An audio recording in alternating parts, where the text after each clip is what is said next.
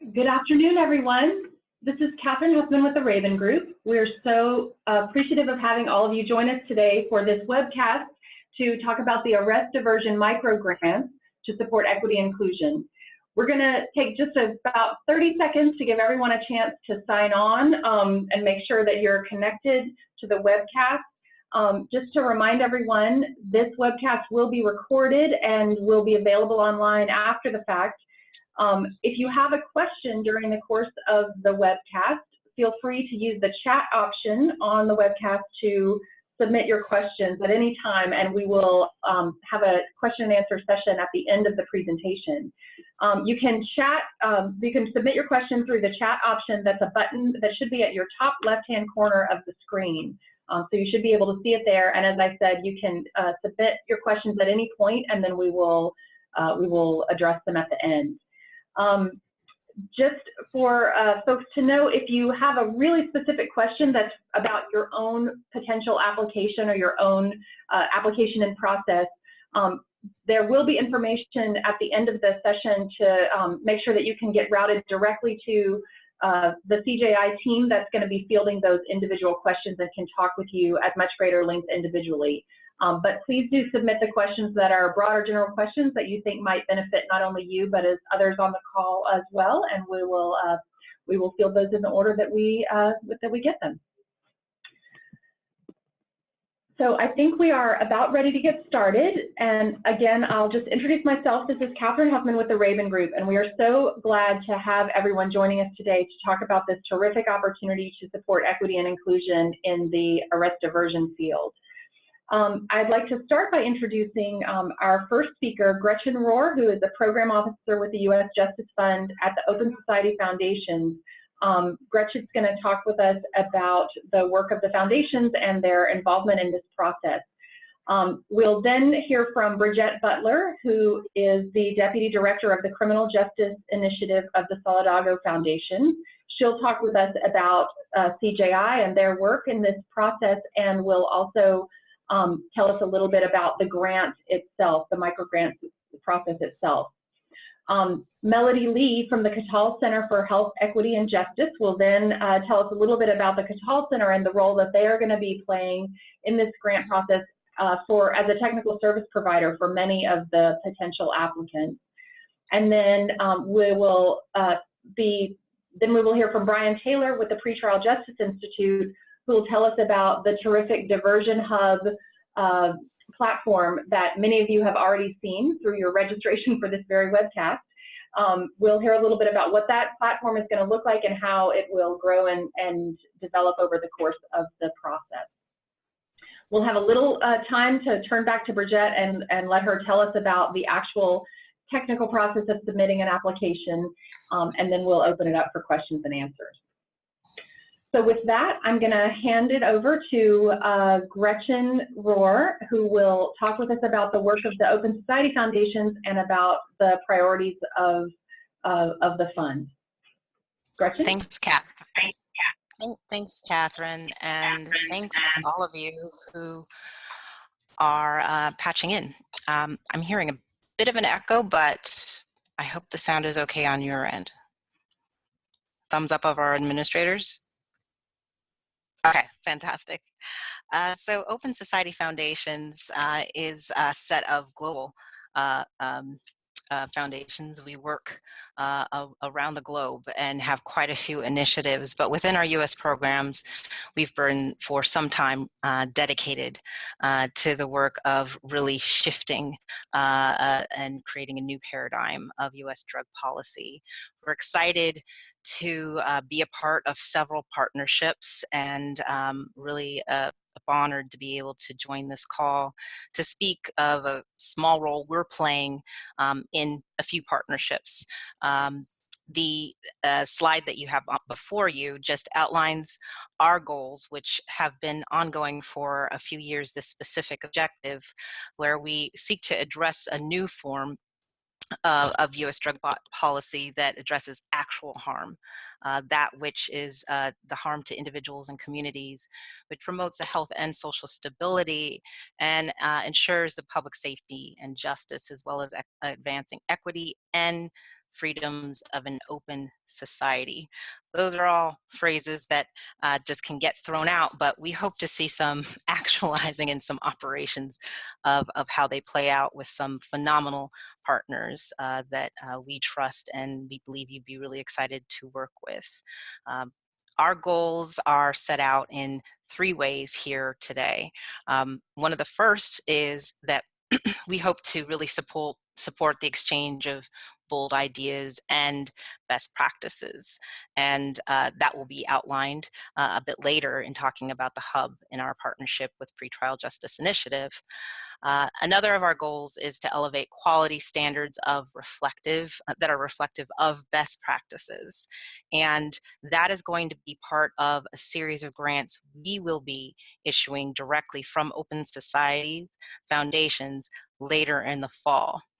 And the deadlines in the slide before you now indicate that even though the initiative that we're talking about today have different deadlines, and that's why I wanted to speak and make sure there's no confusion. There are different deadlines for the grant application process that you're going to hear about today. There is a second set of funding that will be available, and you can start applying for that second set of funding of a different type of grant December 1st. And so I'm really happy that they're able to allow me to be a part of this call to show the distinction between the two. The set of funding that will be issued directly from Open Society Foundations will be for organizations or groups, campaigns, and it can include grassroots-based campaigns. But for those who have started planning an arrest diversion, a pre-arrest diversion program, and that they want to take the step to really deepen the impact of that program or build some new innovation into it. The funds that we will make available through these grants, and it's a competitive process, will be used primarily to connect communities across the country with some of the top harm reduction experts that we have pre-qualified and are providing additional resources, so it's a subsidized cost to the community that contracts them. Our partners in this, we're excited to announce, include Community Catalyst, Haywood Burns Institute, the Law Enforcement Assisted Diversion Program, and Pathways to Housing. If you do diversionhub.org, there are links to all of those organizations and a description a bit of their work. Before the end of October, in fact, mid-October, this release should be out and everyone will have access to get full information about this solicitation. Even though applications will not be received until beginning in December, we want to give as much time as possible for the planning of these grants.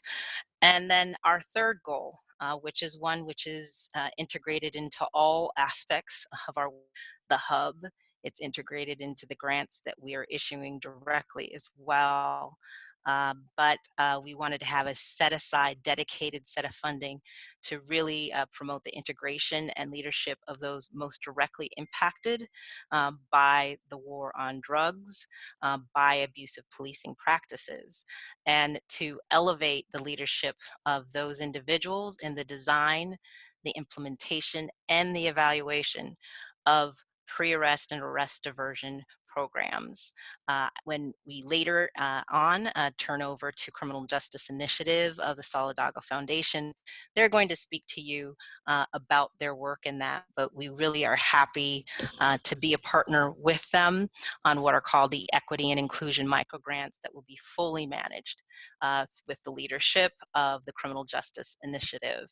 Another partner on that, as mentioned earlier, is an organizing, advocacy, and training partner, a Catal Center for Health and Equity and Justice, and we're very excited also that they'll be able to join the call. So thank you for letting me outline just a bit as to how the U.S. Program of Open Society Foundations factors within and behind quite a few of these initiatives.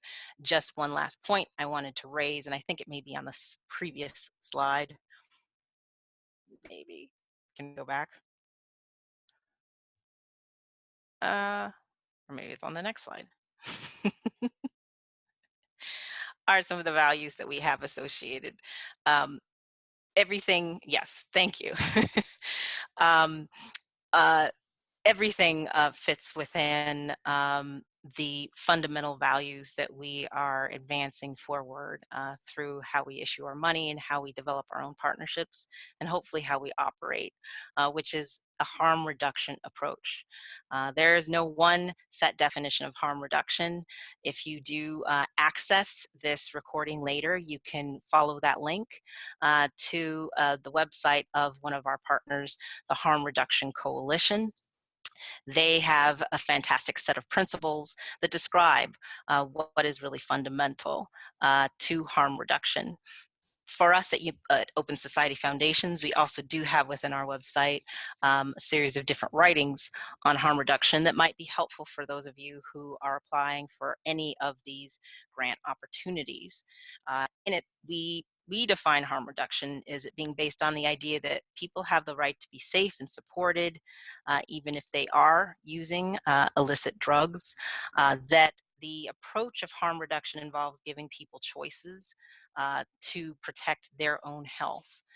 And while harm reduction often focuses on health harms, the term can be used and has been used with many of our partnership organizations and those that we support. It's been used to describe measures to reduce adverse consequences of drug law enforcement itself, such as training the police to increase diversion of people who use drugs to health services. And we also believe that uh, some of the most exciting ways that harm reduction is being applied is in the approach and the design of interventions themselves, ensuring that from the start to finish, the work is elevating the rights and the choices of those who have been criminalized, and that every opportunity is being expanded by those that we support and resource to reduce the harm of overcriminalization, of mass incarceration, and indeed, in many cases, drug use from negatively impacting the lives of those who are to benefit. Just to very briefly, some of the other values of ours are criminal justice net wide narrowing. And that means to us that we would like to see programs that we directly fund or in our partnerships that are not expanding a broader criminal justice net, but are actually narrowing it. We also look to equitable stakeholderships being a critical component of everything that we support. Not only just having partners in name or partners that are tokenized, but those that are equitably resourced and that are supported as to come to the table with the information as well as the time and the support necessary to have an effective program that will impact everyone within the community, but particularly those who are most directly devastated by the current response to drug use. And finally, we really support locally grown and collectively informed interventions. That's why we're really excited with partnerships that bring together national experts, but put power in the hands of community members. It's the local communities to be able to decide what projects that you want to pursue and how you believe a pre-arrest or arrest diversion program should look to you.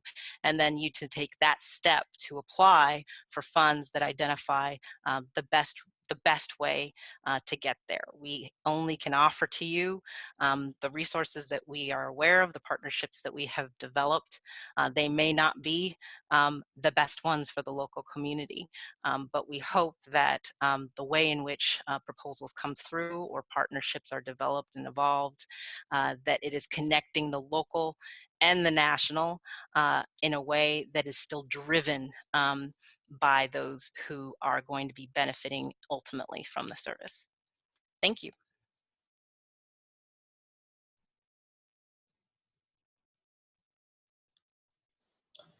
So hi everyone. As I said earlier, my name is Bridget Butler. with the Criminal Justice Initiative, which is a program of the Solidago Foundation. We were founded in 2000, where the mission to really address the issues of mass criminalization, incarceration within the U.S. From a grassroots level. Our core values have always been around uplifting the leadership of those who are directly impacted by the criminal justice system. And we do this in every piece of our work that we have internally as well as externally. With that core value system, we try to uplift organizations who are led by the individuals who are directly impacted by the issue or the demographics that's actually being addressed, with the type of grassroots movement work that is basically moving the issue of decreasing criminalization. And internally, we also have a core value of having those who are decision-making within every piece of the work that we do, from staff to our board to our grant-making process and even our allocation process. And we look at this opportunity as a chance to bring that core value system or the core value to the collaboration with Open Society Foundation, in particular around the arrest diversion outcomes. So as you all can see on the slide, that again, we have a strong core value with this project around those who are directly impacted, and to make sure they're equitably resourced as well.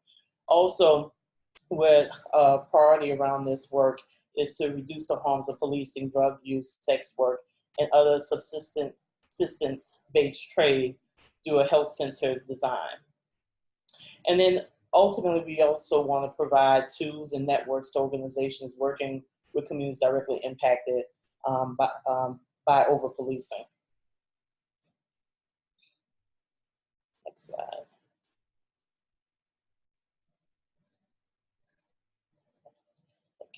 Thank you. So some key things to remember when applying for this grant. These are some of our requirements. Funding is prioritized for those who are for nonprofit organizations and associations. We also, individuals and single person LLCs are not eligible.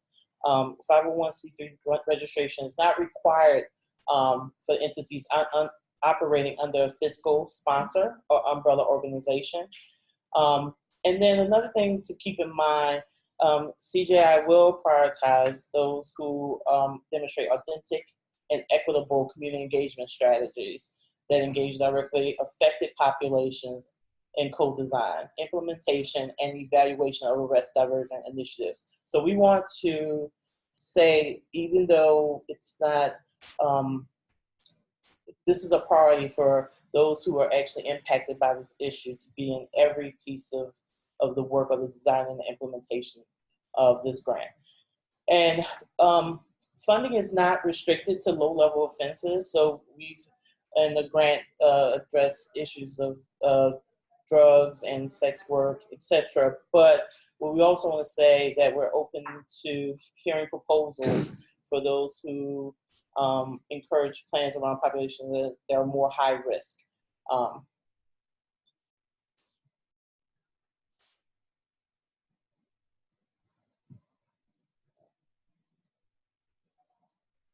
So another key eligibility requirement is collaboration with other partners. This is encouraged. It is not required.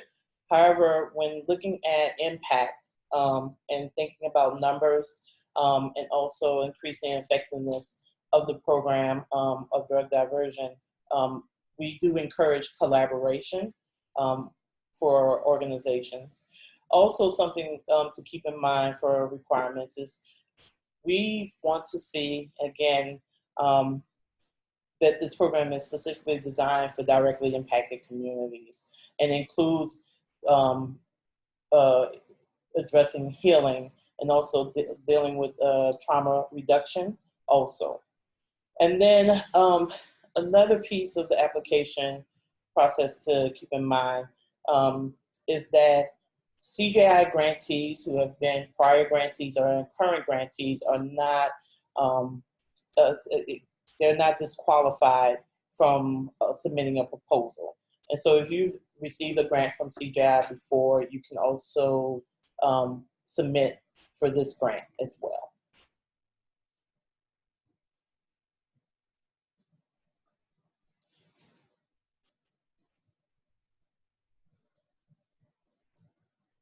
Go back.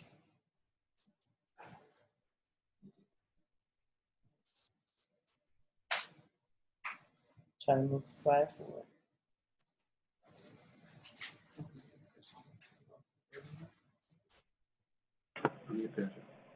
Can you hear us? Hi, it's Catherine. Can you hear us? Yep, Catherine, we can hear you. Great. Okay. Bridget, thank you so much for that presentation. I just want to remind everybody that we'll have an opportunity for questions and answers at the end. Please feel free throughout the process of the presentation to submit questions through the chat function, the button that's on the left-hand corner of your screen. We're now going to turn to Melody Lee from the Cattell Center for Health, Equity, and Justice to give us a little bit of information about the Cattell Center and its role in this partnership. Melody? Thanks so much, Catherine. Hi, everyone. My name is Melody Lee. I'm the Director of Strategy and Campaigns at the Cattell Center for Health, Equity, and Justice. I apologize that I can't be joining you all by video today. So I'll just start by giving a little bit of background about our organization. We're a nonprofit focused specifically on reducing mass criminalization, mass incarceration, and the war on drugs, with an interest in being able to focus on addressing public health and public safety issues in tandem, and a real concrete desire to do so with an explicit commitment to racial equity. And so our expertise really is in looking at community organizing and policy advocacy and being able to establish and develop campaigns focused in those areas, as well as program work, and to provide training and capacity building to the field nationwide. And so, we're very excited about this opportunity to be working on the Equity and Inclusion Microgrant and being able to provide technical assistance to sites that are selected for this opportunity. So as Gretchen mentioned earlier on this call, seeking out technical assistance from Cattell is not required, but is certainly an option available to recipients of this grant. And so some of the things that we are able to provide to folks who are interested is being able to come up with customized technical assistance to your local jurisdiction. So a lot of our work and our practice is being able to elevate the leadership of those who are directly impacted, being able to hold system stakeholders accountable to those community needs and to acknowledge the specificity of those communities. And so what we're able to provide is a range of different things, including having consulting conversations with you about some of the issues that you're dealing with, the communities and the interests that you work with, the constituencies that are present, and being able to come up with some solutions and provide some guidance around how to move forward. We're also able to provide on-site trainings and consultations with folks who are locally based. So that's an option that is available. One of the things that I think is really interesting about what Cattell brings to the table is that we're also a project manager that operates an existing pre-arrest booking, a pre-arrest diversion program. So we have a lot of direct experience with what it means to actually establish a program, develop it with community stakeholders, create the involvement and engagement of community and those who are directly impacted, and be able to successfully divert people out of the criminal justice system. So we're very excited about being able to provide our expertise to those who do apply to this grant, and are happy to answer any questions that you all have for us during the Q&A. Great. Melody, thank you very much. Now we'll turn to Brian, who's going to talk with us a little bit about the Diversion Hub platform and give us an overview of what that will look like and what type of opportunity it will provide for the community. Thanks, Abby. Yeah, I just wanted to take a couple minutes to talk about the Diversion Hub and the community that's coming up. So this is just a screenshot. Most of you have probably seen this because you probably had to go here to register for this webcast. This is where you will be able to have access to the upcoming grants. You'll be able to learn about the partner organizations, as Gretchen mentioned earlier. And then there will also be a link to the community on the University of Pretrial. And once the project gets up and running, we'll be able to have that community open for people to share ideas, ask questions, and things like that. So this is where you can land on the Diversion Hub, and then it will direct you to wherever you need to go, whether it's to see the actual grant RFPs or get to the community or to any of the partner organizations.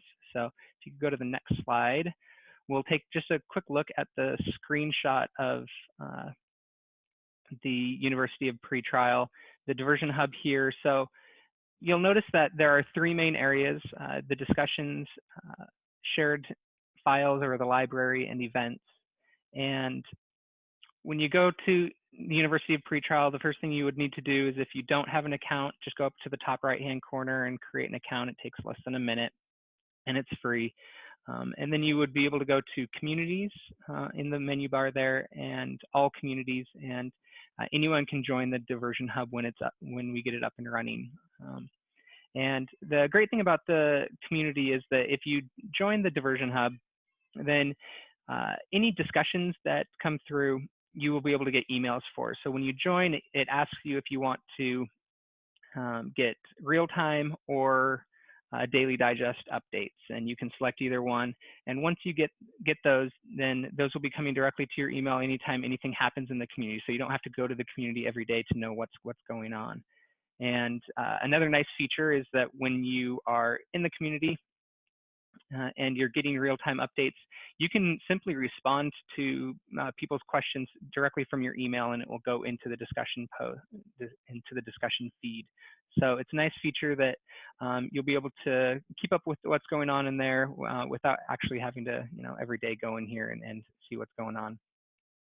When you do post a discussion post, you can, ask questions of the community, but you can also share resources. So there's a way to attach documents to a discussion post, and that will automatically be put into the library. You'll see here in this screenshot example that, I put the equity and inclusion microgrant application into the library. And it's here, as you probably noticed from the Diversion Hub, it's also in the main University of Pretrial library as well, so you can get it in both places.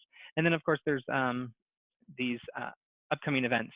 And so any webcasts or trainings or anything like that, we'll also be able to put on this space.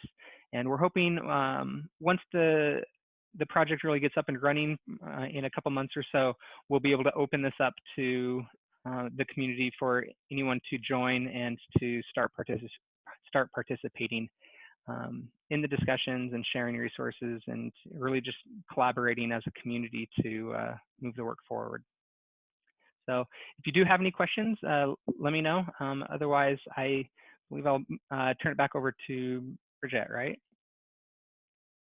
That's right. Bridget, go ahead. Bridget's going to walk us through the online application process briefly. Bridget, over to you. Thank you. Get to the next slide.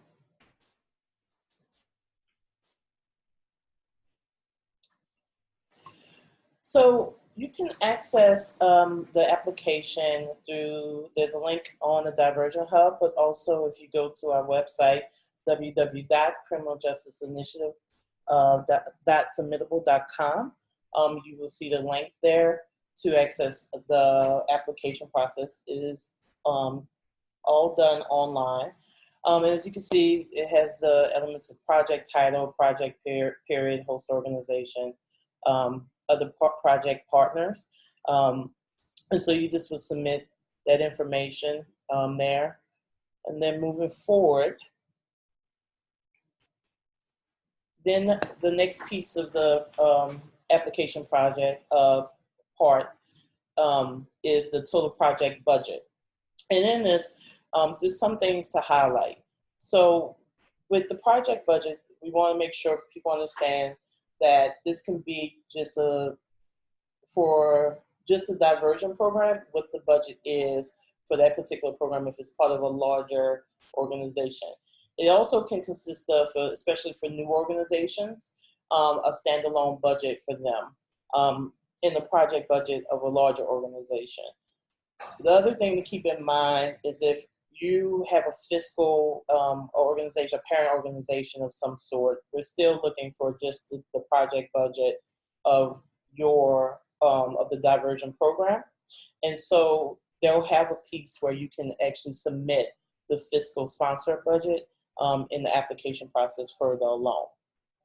In submitting the budget, some of the things that you can keep in mind that you can budget for is that a maximum of 40% of the budget may be allotted or allocated to overhead costs such as staff time, administrative costs, and other indirect costs. The other ways that you can use the money, for example, consists of hiring a coach or a trainer, like Catal, resourcing stipends and expenses to include more survivors of the war on drugs, family members and community members. It can be used to pay for speaker fees or event costs for a jurisdiction-wide or neighborhood-based forum exploring a community need and potential arrest diversion solutions. And it can also be used to register for off-site leadership development, other programming to build technical skills, set and capacity to successfully direct health outcomes. Also, keep in mind, we do have a template on there that you can use to submit your budget, but you are not obligated to submit the budget. The purpose to use that template. The purpose of the template is just to show you the elements of the budget that we are looking for. And so feel free to use it, but also know that we know it's a lot to convert your whole budget into a template that you have not been using before.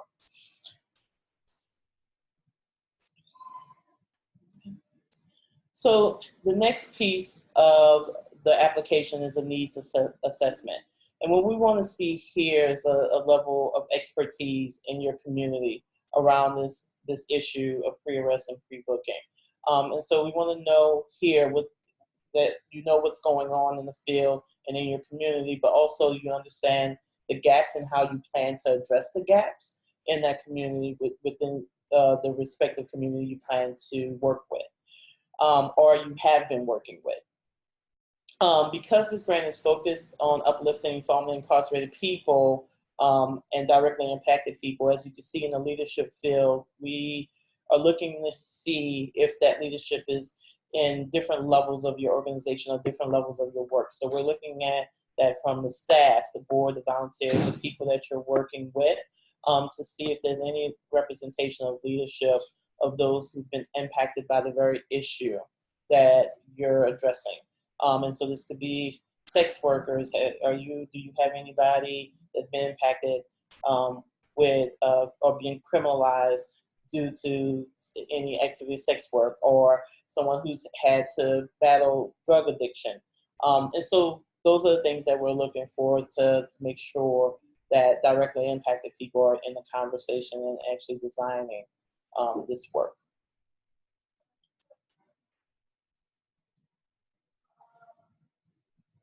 Okay.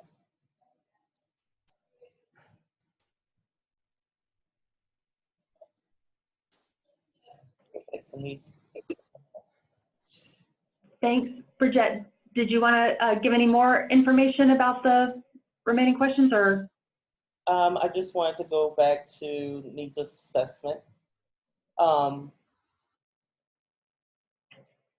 But we can go to partnership.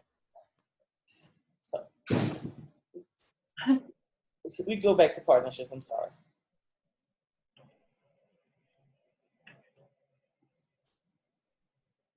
There you go. So when we think about partnerships, we're thinking about also community-based partnerships and also system partnerships. So there's two levels, as you can see in community-based partnerships. We want to see if there's any organizations or advocates or groups that you're working with around this issue, or you plan to engage in around this issue. And then there's also who you're going to work with as system holders, people who are stakeholders in this work as well. And for some groups, it may be unlikely or likely allies. We understand that. So we just want to get a good sense of who are the people that will be implicated and how will they help in moving this work along to support your local initiative.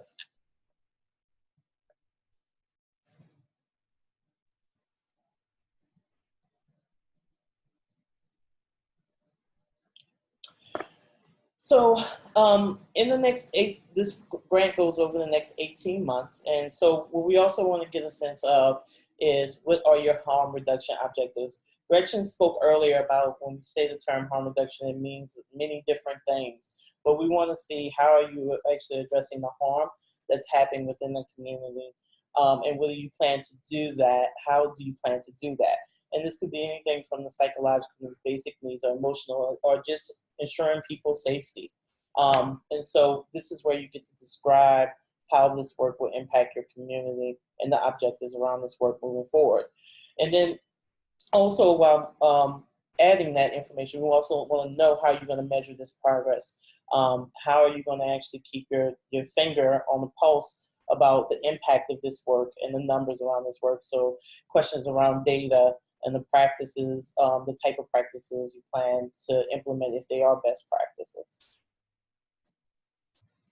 And the last piece, which is always a fun part for me, who are one of the people who have to read the applications, we want to see you. We want to see how awesome your work is. So we give you a chance to really uplift your people that you're working with. You can post pictures and video to also submit with your application so we can see your lovely faces.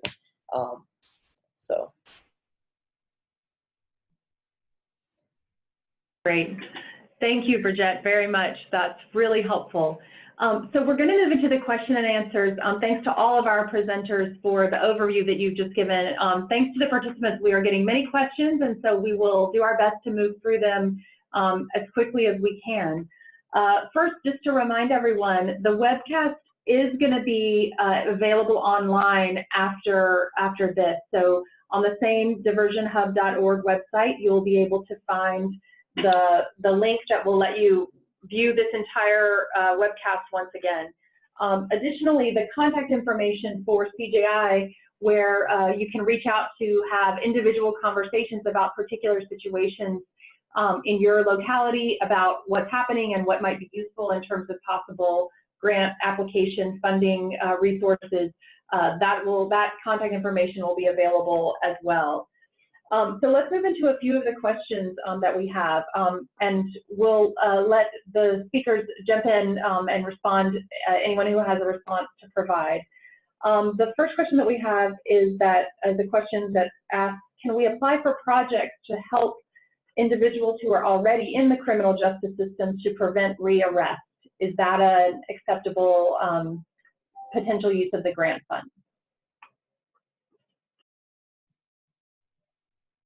Do you want to take that, Bridget? Sure.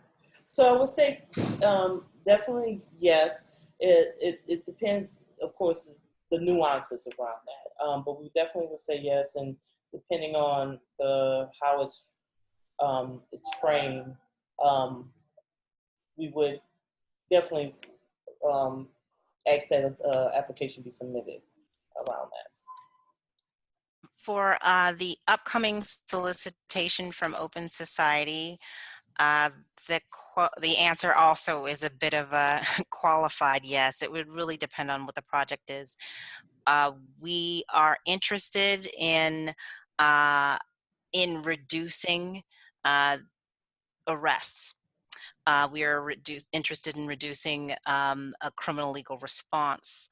And so there would need to be, as in some of our partners that we do currently fund, they generally keep the standard that there has to be some form of conduct in which law enforcement would have probable cause to arrest before the utilization of the resources would be diverting. Because otherwise, if you're not diverting from something that actually could result in being pulled into the criminal legal system, you're bringing a criminal legal actor into resolving conduct that is not already within the criminal legal sphere. And that's the type of net widening that we want to prevent.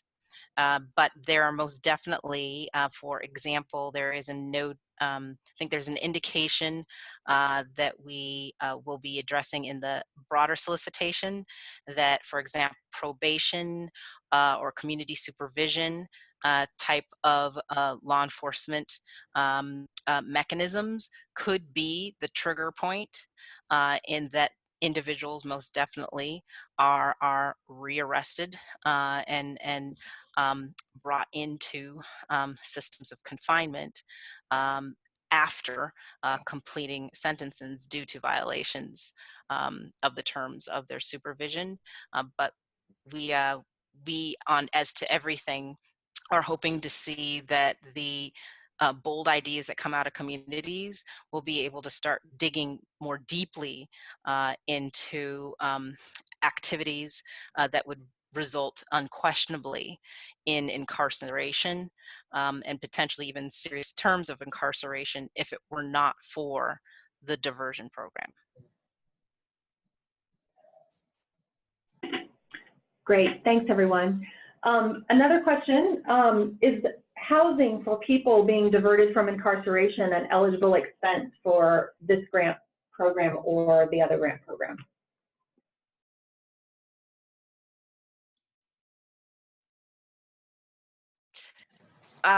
Can you repeat the question? Is it an eligible expense to pay for housing? Correct. Can the grant funds be used to pay for housing?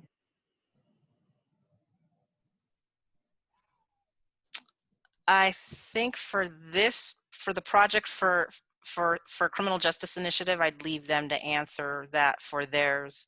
For the upcoming next one with the Open Society Foundations, it's it's complicated again. Creating working to create and expand low barrier housing as a form of advocacy, as a form of reform, is something that we think is high priority. And that is why one of the technical assistance providers that we brought in, that is their specialty, at looking at harm reduction in the area, in the arena of housing. As to whether the funds that we'll be issuing would be able to adequately cover housing costs while still allow for a community to take advantage of the experts and create a really strong strategy going forward, I'm doubtful that the funds that we're issuing will be able to cover all of that. It's not that there is a bar on use of expenses to cover those types of direct costs, but these grants are really built to deepen and to innovate. Whereas we recognize when you're thinking about sustaining direct costs such as housing, oftentimes there are other forms of resources that are much more appropriately fit for that because they would be sustained over a period of time. These are one-time grants. So for CJI, I would say that using the funds for housing, we would say no. But there is, of course, what I would say, which is essentially close to where Gretchen was going, the immediate need piece. But again, this is funding, smaller pot of funding, and usually housing does take a lot more funding, especially when you think about long term as well. So just echoing again what Gretchen just said. Great, thanks Bridget and Gretchen.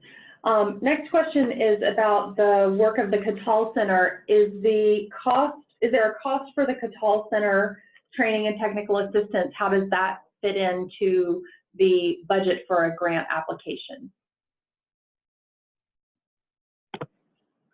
Yeah, so this is Melody from Catal. I don't know, Bridget, if you want to jump in here as well, but the way that the technical assistance works for Catal is that you would work with us directly after you're awarded to determine the type of package and needs that you have for technical assistance, and then we would work with you to determine what those costs would be.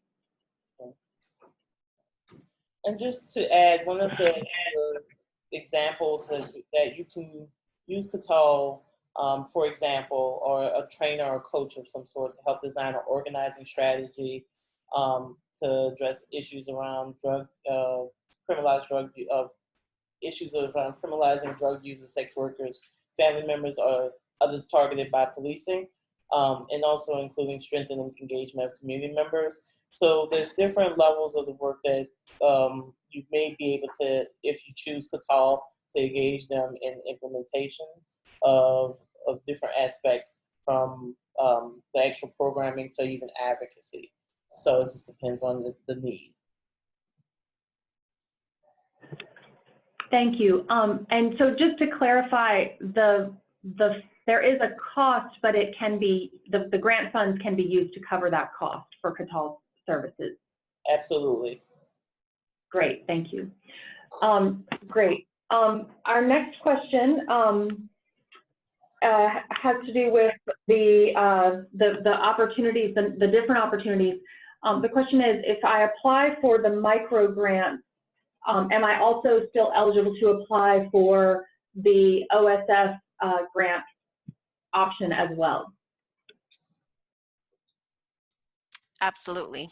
In fact, we see that these resources may be able to reach each other. Do know that we are not, the Solidago Criminal Justice Initiative is not involved at all in the decision making of the later grant, and we are not involved in the decision making of their grants. So we, and you may or may not, depending on when you apply for ours, have an answer. If their answers are coming through in December, you may know whether you have the Solidago grant before applying for ours. These could definitely be used to leverage each other. Also, I would want to suggest to consider if maybe it's a partner, since Solidago grants are in some ways targeted and really seeking out smaller organizations. If there are, a partnership of organizations to try to help encourage coalition. It could be for the same project, even though different partners pursue the funding. But yes, the same organization can pursue both funds. Great, thank you. Here's a question about the budget. When an applicant is putting together their budget, how do they factor in the technical assistance cost into their budget? What's the process for figuring out what the technical assistance dollar amount will be? I guess that's for Melody or for Bridget.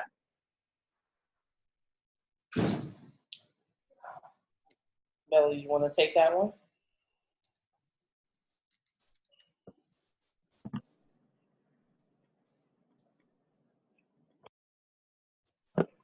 Yeah, I think that in terms of the costs, depending on what grant amount you're awarded and the level of engagement that you're seeking, we provide a menu of options. Ultimately, we can do far more intensive engagement at a much more reduced cost. But I think a lot of that question ultimately comes to us after the recipients are selected. Is that correct, Bridget? Yes. And I would just say that I think that whoever you decide to work with for the training and technical assistance piece is that to just ask them, what the cost is, just like Melody laid out, because that would just be, you can submit those numbers based on, and also put it in the proposal what you plan to do with the funding, so that there's a clear correlation to what you're asking for and what you plan to do with those funds. Great, thank you very much. We have a question about reporting requirements. If an applicant is selected as a recipient for the microgrants, what are the reporting requirements that they'll have back to CJI or to whoever? Mm-hmm. So the grants are going to be dispersed by January 18th, and the reporting feedback to CJI and OSF is October of 2019. Great, thank you very much. Here's a question about the distribution of microgrants. Could more than one microgrant applicant be selected from a particular community or area? Yes, absolutely.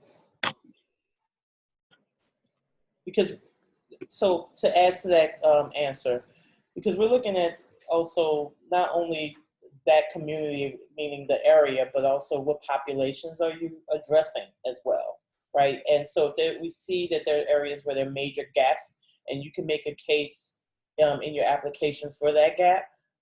We take all of that into consideration when we basically convene the committee who's going to decide the grants, who gets the grants, and the allocation of those grants. Great, thank you very much. Here's a question about the Diversion Hub resource. If I am not selected as a grant recipient, will I still be able to access the Diversion Hub resources? Yeah, I'll cover that. Yes, you will be able to. Anyone is allowed to join the University of Pretrial and then join that Diversion Hub community. So whether or not you are getting funding or not, you will be able to join that community. I apologize in that I need to jump off early for a call for another one that I am facilitating.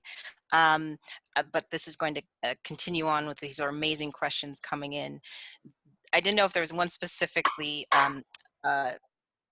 Catherine, that you had for me. But there is another colleague from Open Society Foundations who is program specialist Jamie Wood on the line as well, who will be able to continue forward. There was just one that did jump out at me asking about accommodations for individuals with disabilities, if you don't mind that if I say a word on. I think it's a really good question. Right now, we don't have a mechanism built out where there's any specific there's not like a set aside process for an individual due to needing specific accommodations, but we have an open process where we are welcoming questions. Right now, because this is not open yet, there is no process for contacting Open Society Foundations, but any communications that go through the hub eventually filtered through. We're working with our partners on that, and we will make certain that if there's hands-on assistance and some direct support necessary, we can make that occur. And I'm certain that Brigitte would love to talk about the hands-on assistance and support that they can offer as well. Great. Gretchen, thank you very much. We appreciate it. And we'll be sure to pass along any remaining questions that need your attention. Thank you. A few more questions that have come in. A question is, are counties able to apply for these microgrants? So these grants are not for counties.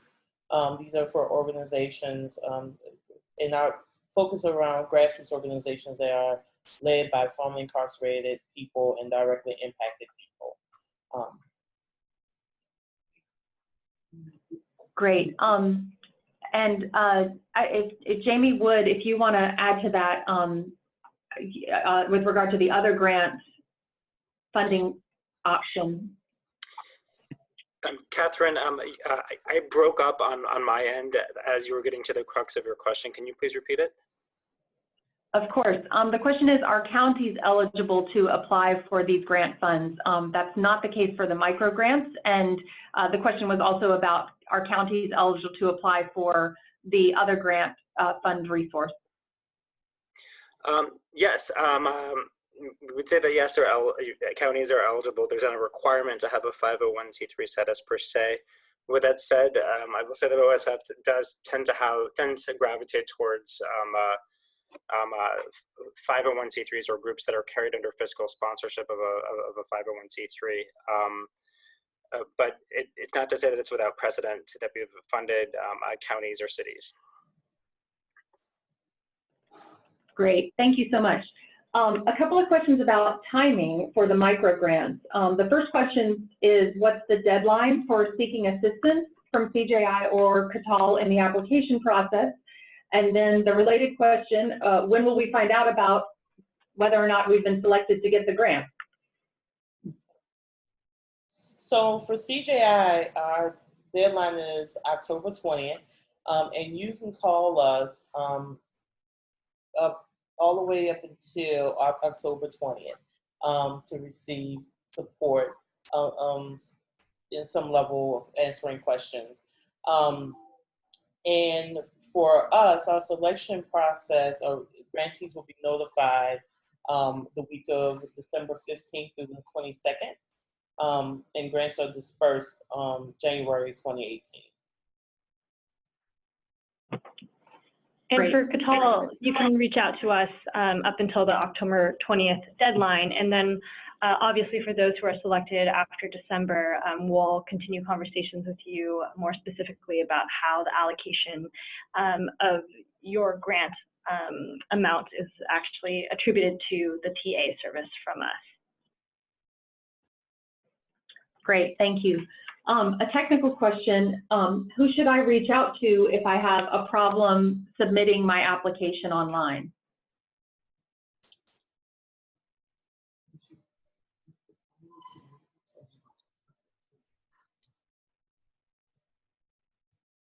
I'm sorry. Maybe this is a question for Brian or Bridget. The question is, who should I reach out to if I have a problem submitting my application online?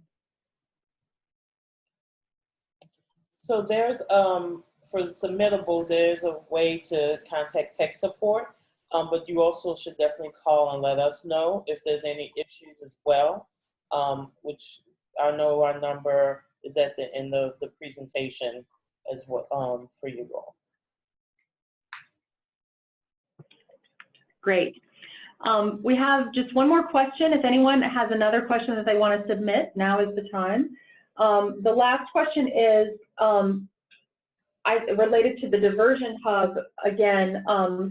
What types of tools will be available on Diversion Hub? So I can start, but I'd probably send this over to the other partners as well. The actual Diversion Hub can have any number of resources, including videos and reports, PDFs, links to important articles.